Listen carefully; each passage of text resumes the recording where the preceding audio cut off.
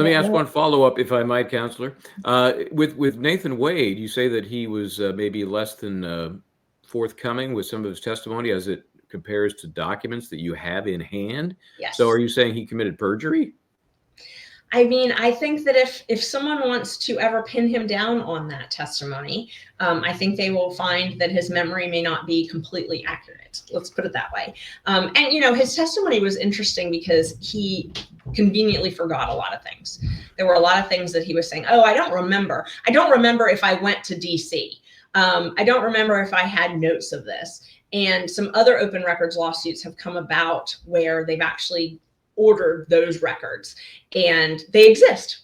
So, you know, he's saying, I don't have any documents, I don't have any records. And we're finding out in other lawsuits that those records actually do exist. So I think someone really should confront him with that. and what about the I'll call it the Trump lawsuit? Where does that stand?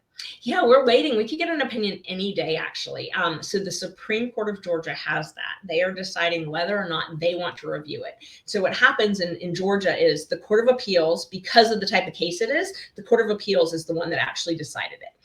They decided it in our favor. They said that Fani Willis is out. She's out. So under that order, she's out. She shouldn't even be appealing it any further, in my opinion. In my opinion, that means you're done. You're out. You can't touch it. It needs to go to someone else. She did not pay attention to that order, and she has tried to appeal it further. So instead of taking it and saying, okay, I'm going to give it to someone neutral, I'm going to give it to which in Georgia, it's the Prosecuting Attorneys Council. I'm going to give it to them. They can decide what's going to happen next. Instead of that, she said, no, I'm going to appeal this further. So she's filed suit. It's called a petition for certiorari. She's filed that in our Supreme Court.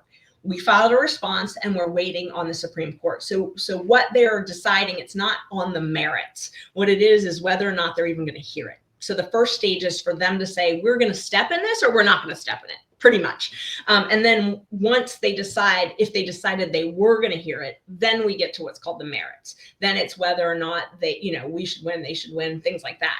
But the first stage is just whether or not they're even going to talk about it. They're even going to look at it. They're even going to deal with it.